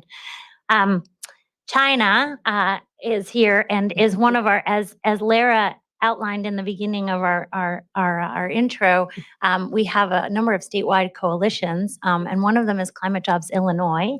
Woohoo! And so China's with Climate Jobs Illinois as the equity director, previously worked at Hire 360 as well, so brings a lot of knowledge from there as well. In 2021, Illinois passed the Climate and Equitable Jobs Act, known as CEJA, which created the opportunity to help spread the great work that you were already doing at Hire 360 across the state. And so CEJA is one of the best examples, I think, at using legislation to tackle the climate crisis, to build high quality jobs, and to expand opportunities for communities that are often left behind. Why do you think, China, that this approach is so important? And then can you talk about the work you are currently doing to sort of build these apprenticeship readiness hubs around the state? Yeah, thank you. So yeah, as Melissa mentioned, I am China Hampton. I'm the equity director for Climate Jobs Illinois. I did work with Jay as the director of workforce development at Hire 360, which was a privilege. So we were like Batman and Robin. Sometimes I'm Batman, he's Robin. Sometimes he's Batman, I'm Robin. It all varies. But I get an opportunity to work closely with Hire 360 with the work that we're currently doing with Climate Jobs Illinois. So Illinois has set up what we are calling the Climate Works Pre-Apprenticeship Program as a result of CEJA legislation. This legislation provides an opportunity for workforce development entities across the state. There'll be $10 million in funding for them to do training. So what we just found out, if I can share this, is we've been recommended for $9.5 million of that in the central and southern region of Illinois. So yeah, that's great. So looking forward to, and what we did was for the last year is build a coalition of workforce development organizations across the state. So Hire 360 is in the Chicagoland area. So what we did was we expanded Hire 360's reach. So we went to Central, we went to Southern Illinois, and we started talking to these different workforce development organizations that had no idea that this type of funding was, one, available, but two, like how to gain access and then have someone that can assist them with the back office support. When I was talking to different workforce workforce development entities across the state, that was the biggest thing. How can I do the back office support? I don't have anybody that can write this grant. I don't have a tracking mechanism for this. Like, you're giving me this opportunity, but how can I expand on it? So that's where Hire 360 came in. They have a wonderful Salesforce database where we can track all of these different components. And I'm presenting this to all of our partners. So statewide, we have about 21 partners across the state that we'll be partnering with, 13 that have been recommended for the funding. And so those partners are going to be doing the training and workforce development for the Climate Works Pre-Apprenticeship Program. So we're going to be using the MC3 curriculum with a lot of our trade partners. And then what they'll do is they'll do the recruitment, they'll do the community engagement. And then to note, which is really important, and I think that Gary said this earlier, no one trains better than the building trades. We actually have about 4 of our partners that are building trade unions. So they will be the ones that will be executing and administering the pre-apprenticeship programs on site. So we'll be partnering them and connecting them with workforce development entities that will assist them with the case management, but they will specifically be doing that pre-apprenticeship training, which will help them gain access to these candidates, which is going to be really important, right? Because if you're training them, you see how great they are. And then this is our way of like slyly developing a direct entry approach where we can say, hey, you know, we've got these great candidates. You guys should partner with them. You're training them and you can see firsthand how great these candidates are. So that's really great. We also have access to what we're calling the Energy Transition Barrier Reduction Fund. So this fund has been set aside because of CEJA legislation so that we can ensure that individuals that have barriers, they have access to those funds. So if you have a transportation barrier, Jay and I are currently talking to folks at Uber and Lyft to be able to, you know, alleviate that transportation barrier. In addition to housing barriers, assisting with that. And then what's been new with the state, and I thought that this was really thoughtful of them too, with DCO, is the mental health supports. So we want to ensure that as individuals are coming on these job sites, they have the mental health supports that they need as well as childcare assistance. So again, we're looking at all of these barriers that these candidates may have and assisting them to alleviate those barriers. So all of our 13 entities that have been recommended for that funding will receive access to those funds. They'll receive access to the MC3 training, and they'll receive access to all of our coalition partners that are our labor unions that will assist them with getting those folks into the trades. Now, as it concerns CEJA importance, I mean, one of the really, really important things about CEJA legislation, and I know for Illinois, most importantly, has been, it has really created a lot of equitable opportunities, not just on the workforce development side, but for businesses, as Jay mentioned as well. So we have an opportunity, one, to incubate and accelerate clean energy businesses across the state. So we have a grant that is going to be coming down the pipeline, hopefully soon. I know we have one that is a notice of funding is out currently and it's due December 11th, but DCEO wants us to help, one, build the next wave of clean energy businesses in the state, but not only build the next wave of them, but help to accelerate those already established businesses. That's one facet. Another facet of CEJA being important is the returning residents training program that has come under the CEJA legislation. So the returning residents training program is a partnership with the Illinois Department of Corrections, where we'll be partnering with them and other workforce development entities across the state to ensure that as individuals are, one, incarcerated currently or formerly incarcerated, they also have the access and opportunity into those careers. So this is going to be a game changer, because what we can do is the partners that we're currently partnering with, one can go into IDOC and do the training, and then they can also train externally as well, partnering with like Hire 360, Safer Foundation, Metropolitan Family Services. So we're trying to build a coalition of organizations that we're working with statewide to do the same thing. So CEJA has been a game changer for the state of Illinois. It has been really important in the work that we have been able to do, because again, it creates the access to funding for these organizations that actually need it. And so really excited to continue that work. Thank you, China. Amazing. And the Barrier Reduction Fund is such an incredible model, and I don't think we can underscore enough how important, and Nicole said this in the beginning, it's not just the curriculum, it's the full holistic programming that supports people to make a transition that really is a sustainable career transition. So great to see that out of Illinois. I have one question for the broad panel, and then I want to open it up to some audience questions. So just in any order, thinking through this conversation, what's one thing that funders, policymakers, or industry leaders can do to help you grow your impact on the ground? And I know you think about this all the time, and you have to pick one, but just share one thing you think. Go ahead. I'm happy to chime in. So I think one of the things that was really highlighted in the report was about funders sort of understanding how the apprenticeship program system works, right? And this is a real challenge for us. A lot of our funding is from the government. Unlike Ken's awesome model, where he is also the government, so we are dependent on that funding. And Illinois has a long history of maybe not giving out grants for all of the appropriate reasons. And so there was legislation that passed several years ago, the Grants Accountability and Transparency Act. And so there's a lot of positives in that, right? But there's also unintended consequences. And so one of those is that all of our funding from the state is on one-year increments, right? And for those of you who know how the apprenticeship process works, right, like that's not really a reasonable timeline to have outcomes, right? Especially when it's largely focused on a calendar year. And so we will graduate a cohort, towards the end of the year, right? And it's just not possible that they are going to all get transitioned into a trade. And so then really for all of us, it creates a very difficult yardstick to meet. And then it lends itself to trying to focus on like, how do you game it to make sure you meet the transitions requirement, than rather actually focusing on how you're going to make sure to get someone into a long-term great career, right?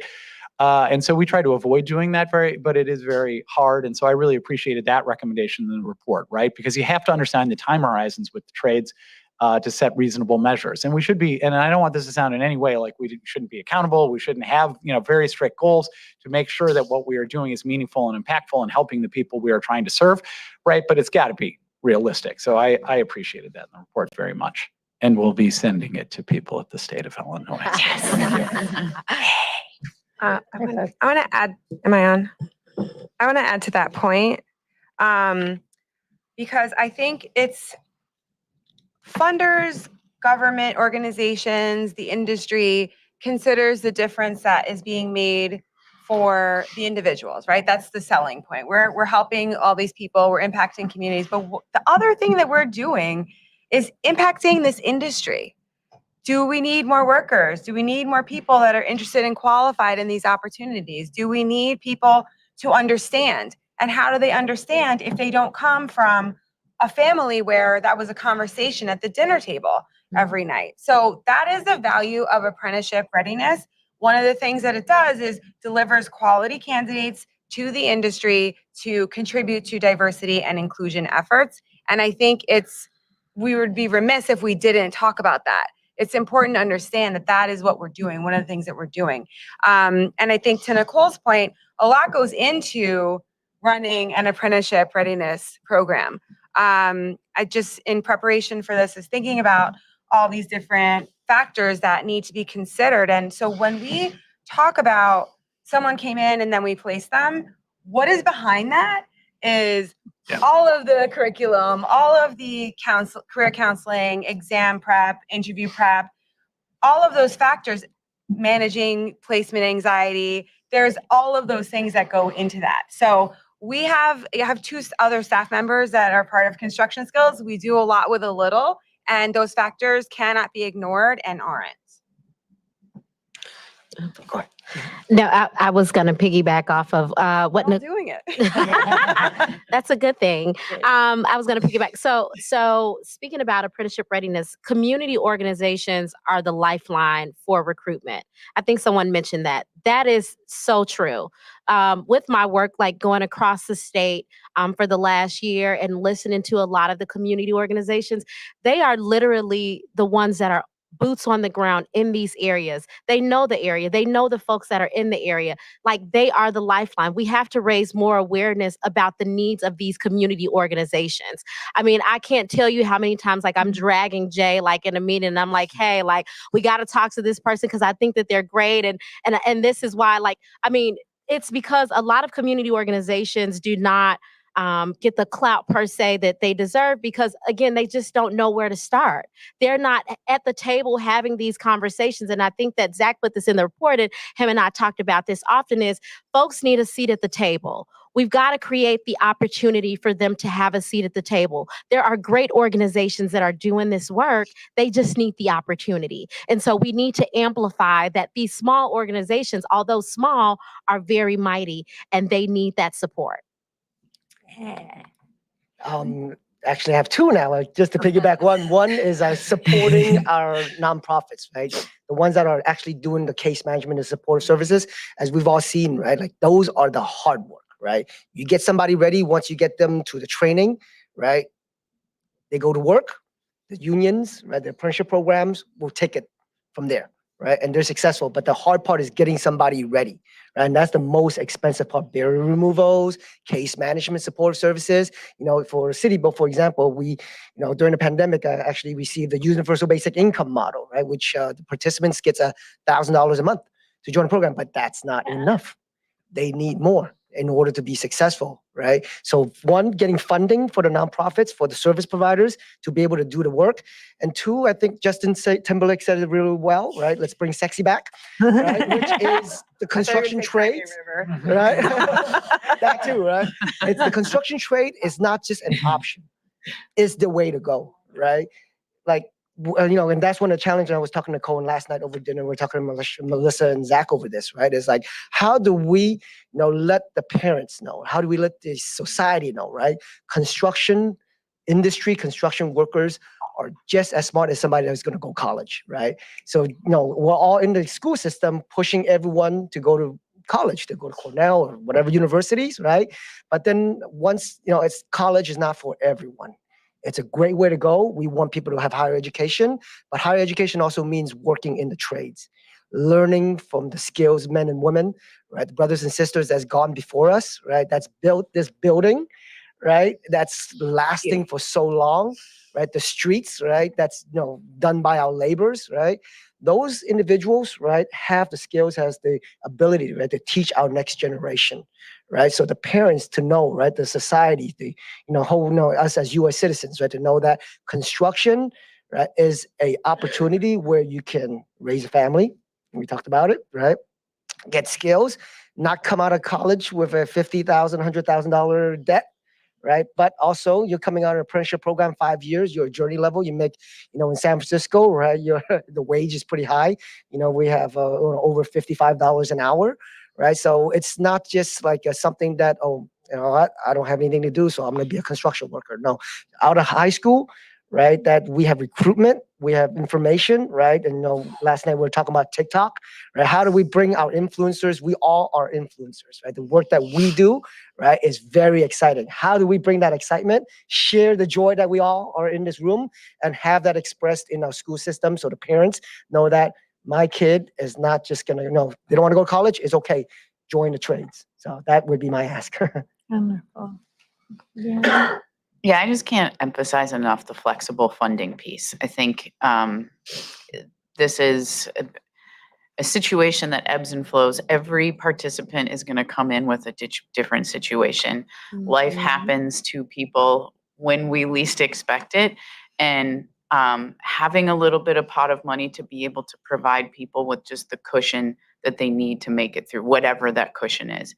And I think the thing that I like to emphasize there is that this is all life situations. We haven't even talked about the skills pieces yet, so like, if we're just talking about the supportive services, if we get through that and we can support people and really support people. And I think that's one thing that we've kind of talked about, but so much of what the programs do is support people as they move through this process and provide them confidence. Start to finish, right. Provide them confidence that this is a choice that they can make and it's right for them. And the one thing I want to kind of tack on to what Ken said is that in a lot of places, apprentices can get college credit for the work that they've done in their training programs, so that if they do decide one day that they want to go to college and get a 4-year degree, they can. And in a lot of times they can pay for it in cash. And that's not something that a lot of people can say from other industries. So, I think that this is just such an important opportunity that we have to change what America looks like. I'm so grateful for the report, because I think it just highlights so much of the good work that everybody's doing, but also the things that we need help on. I think we would be remiss not to talk about the challenges that we experience and how we all move through them, because I think that's the one thing, at Trades Futures, we try to really create a community of practice amongst all of the apprenticeship readiness programs across the country. And how has each program managed the challenges that they've experienced and the challenges that their participants experience? And how can you take that knowledge, take it home to your community, and see how you can really implement? And I think there's so much people power, brain power with all of our programs. I'm just so grateful to be a part of it, and so grateful to Cornell and ILR for focusing on this. Thank you. Thank you for the work you all do. I'm going to go to audience questions. So I know we have a bunch of folks here that know some of the folks here, and also some other folks who might just be hearing about this for the first time. I think we also do have a virtual audience. So hello to our virtual audience. I think they can open up and pop a question in. And so if folks have a question for folks on the panel, if you just wait, we do have a microphone. I think I see someone over here. Yeah, and then up here, Josh. Thank you. And thank you so much for this information. It's been really exciting for me to listen to on both a professional and a personal level. This morning, I'm the proud wife of a union elevator constructor who teaches in his apprenticeship program. So it's exciting to hear about all these readiness programs. On a professional level, I'm with the Yang Tan Institute on Employment and Disability at Cornell. And so one of the things that we have struggled with a little bit in our work is making sure that registered apprenticeships understand their affirmative obligations to include people with disabilities in their programs. So I'm curious, have you seen any examples of good models where there's an affirmative effort to include people with disabilities in readiness programs? Anybody? Yeah, it would take a couple. From City Build's model, right? It's for us is you're able to lift some pounds of, like, we have 50 pounds bags that people do. We accept everyone, right? So they demonstrate, right, that they are able to go through the program that is just lifting something, right? So for example, I remember when I was working, directly with the clients, right? One of our participants didn't have an arm, because he was coming from, I think, Guatemala, right? And in San Francisco, and he was working as an electrician, right? And we accepted him, and we got him a job, right? And then the thing is, it's just, we don't have anything that would stop somebody, right? As long as they want to do it, we want to accept them into the program, give them an opportunity, give them success. And that's where the nonprofits, the case managers, will work with the individuals to support them, whatever their needs are. Right? So at least from the city's level, right? It's about being able to someone demonstrating that they want to do this, right? And then finding an option for them, right? Whether it's like, if they can't do this job, what other jobs can they do? Yeah.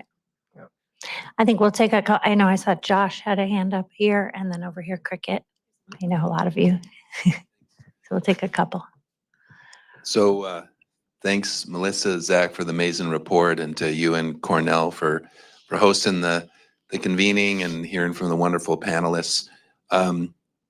Quick question for Director Nim, Josh Arce, Northern California Laborers. And I think one of the things that's also really interesting around the San Francisco approach too is that after the 2010 mandatory local hire ordinance was adopted, that was complemented in 2018 by a mandatory project labor agreement ordinance. I took note of your 2023 local hiring annual report. Finding number 6 shows that local hiring outcomes increased significantly for local apprentices and overall local workers when the work is covered by a project labor agreement. So I'm wondering if you could tell us a little bit what we can learn from that, the role of project labor agreement in helping to complement the policy and obviously the work in helping get graduates into union apprenticeship and what that might mean for work created in the transition to clean energy economy. Yeah, so for the project labor agreement, one of the stipulation in there is having a direct entry agreement with all the affiliates of the building and trades in San Francisco. And since the last visit, the report that came out, we have executed all the agreements, right? So the benefit is having that direct entry agreement where in project labor, especially in San Francisco, we have a city-wide project labor agreement where all the projects that's public works, public funded, are covered under this PLA. So now the employers working on the PLA will look at City Build as a way to recruit individuals to meet not just their local hiring, their workforce needs, right? And with the unions participating in this, participants, graduates of City Build, right, get this direct entry into all the trades that's affiliated. So it increases the opportunity, especially in a program like Hire 360 in San Francisco City Build. We work in the communities that represents the underprivileged, underserved, right, people of color, women. So that increases also that participation. So what we've seen, right, is that projects that's covered under PLA have a higher local higher participation. And I think there's a hearing actually today about it, right? In those projects, we have 45% of the overall workforce hours performed by San Francisco residents because of the PLA. Whereas in the city as a whole, without the PLA, it roughly ranges about 35%. Right, between 30 to 35% on an annual basis. And we're looking at about 3 million work hours total annually, right, in San Francisco. And then for the project labor agreement, which started about 4 years ago, right? Right now, it's about 200,000 hours. So it's going to continue to increase. As that increases, more local participation, more graduates of our program will enter into the building and trades, right? And then working in across the city and across the work that's covered under the PLA. So thanks for that question. And then Cricket over here. Yeah. Thank you. Good morning. I feel like I'm blocked over here. Good morning, and thank you all for being here and talking about this topic because it's very, very important to the work that I do. I'm Cricket Thomas Odell. I'm with the Workforce Development Institute and for New York State Building and Construction Trades Council. So I get the pleasure of wearing two hats. Can you speak to the importance of community-based organizations and how they have an impact on making sure that your apprenticeship readiness programs are successful and provide maybe some best practices of working with those types of groups? You should talk about the CTU program. The Chicago Teachers Union. Sure, I'm happy to jump in on that. So, we had a lot of challenges when we launched, right? It was a global pandemic. And so most of the recruitment we did initially was a lot of digital ads, which are great because you can really focus them in on the communities that you're interested. People are likely to have a GED or higher educational attainment. And we wouldn't stop doing these ads because it's really been a useful tool to us. But one of the best parts, and we did get a grant for this, was as the pandemic was winding down, we were able to hire a director of civic engagement who now has, I think we're up to 47 or 48 MOUs with different community groups to help recruit and screen candidates who would be a good fit for our program, right? And as China mentioned, they know their people, right? And they know what they're interested in. And so it's been great getting those folks. And we use Salesforce as well and have created a series of designated landing pages for every one of the community partners that we have for two reasons. One, so they know that we're actually doing what we say, right? Because we can track everybody from specifically where they came in, and we can follow up with the community organization to say what the results are of the candidates they sent to us so they can help hold us accountable. It's also great using this tool. If someone stops coming to class or has some challenge, or as Nicole said, right, like life gets away of things a lot, right? And so we can reach back out to them and then have them check in with that person beyond us and trying to provide additional supports. So it's really been a great partnership. And, we look forward to doing this, as China mentioned, all across the state with a series of community partnerships similarly. So not only are there 13 in those grants that we mentioned, but we're going to create the same similar feeder network across the state by partnering with different community organizations to get people in. And I think Jay is being modest with some of the stuff that he just mentioned, but Hire 360 has a really great apprenticeship readiness program. One of the biggest facets of it is the fact that we've partnered with the Chicago Teachers Union to provide additional supports for reading and math training. And so as a candidate comes in and what they do, as Jay mentioned, we have the landing pages. And so they're able to be screened. These candidates are able to be screened. And so that we have them take like a pre-apprenticeship test and we test like what their skill level is, whether they need additional supports in reading and math. And then based upon that determination, the case manager will connect them with our partners over at the CTU.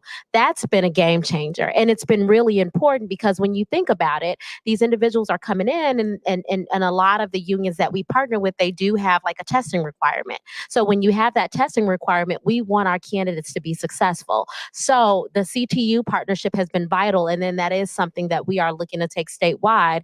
I don't know if the Chicago Teachers Union will go statewide, but we will find other avenues to partner with other folks that can, again, provide that additional math and reading support for those individuals that need it. We have one question from the web.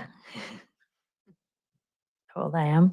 And someone asks, how can we make these opportunities available in rural areas? So the nearest union hall to where I live is over 2 hours away. And I know a couple of you have been thinking about some of this work. I know the rural hubs in Illinois, for example. Yeah, so right, we haven't signed on the dotted line with the state, and we're still negotiating this. So I wouldn't say we've got this all figured out, and I'm sure we'll screw up a bunch of things as we try it, and then improve from there.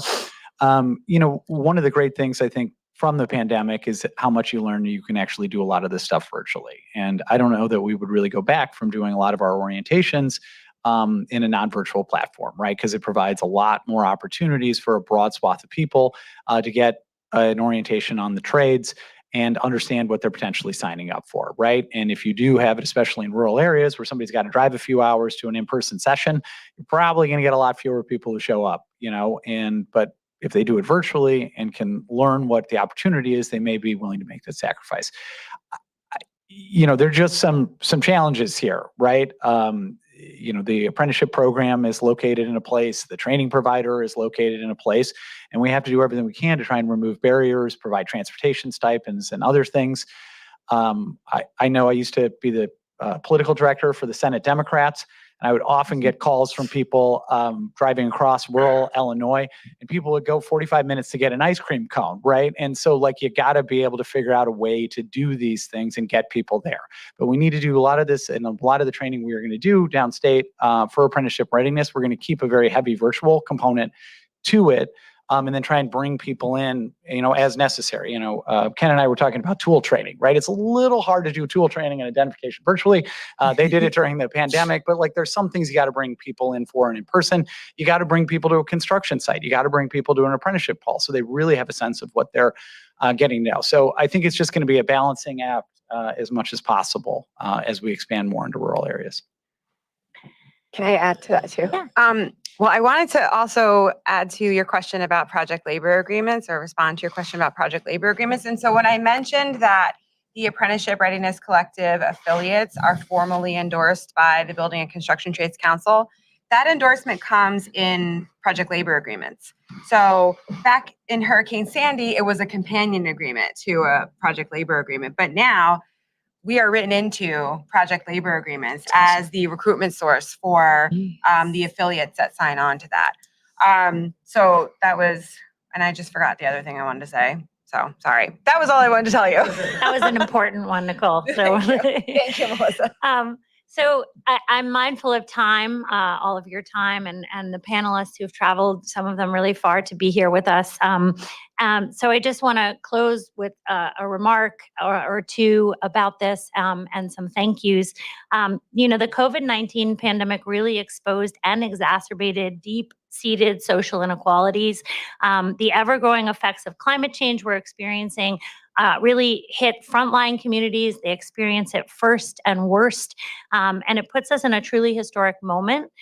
But also the level of investment in clean energy and infrastructure makes this an incredible opportunity to harness the economic transformation, agencies like the Department of Energy, agencies like the Department of Transportation, the Biden administration's Justice 40, everyone is working to scale this work. And now is a great time to be working in this space.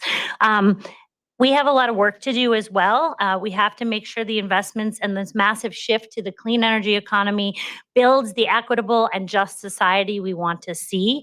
We have to be intentional, collaborative, as you've heard, and transparent in how we're prioritizing opportunities for frontline and marginalized communities to access good jobs, and those have to be union jobs. I say it again, they have to be union jobs so that they're safe, as you heard, so that workers can have family-sustaining wages and healthcare and a pension and a voice in the workplace. The good news is we can tackle climate change and take on historic inequities, and we don't have to start from scratch. To take from Gary's idea, we do have a blueprint for success, while we have to be creative in the changing environment at the same time. To learn and elevate and scale the work that folks here have been talking about and are doing across the country. So I want to say thank you, first of all, to our amazing panelists. To our speakers, Senator Ramos and Gary LaBarbera, who are so busy. Of course, they had to run. Thank you to the amazing team at the Climate Jobs Institute, who Lara luckily named us all in the beginning, but it's the most amazing team. And thank you for all of the work that you do. Thank you for the help from the tech world over there, where I am so tech bad. So I can't even believe how much amazing work you do, Allison, and all of your team. Thank you. And to the Atkinson Center for on Sustainability for the grant, and all of you, live and virtual audience, really for joining part of this conversation. Thank you so much. The reports are outside, and they are for you to take and share and bring to the governor's office and all of the things that you are doing. So Will do.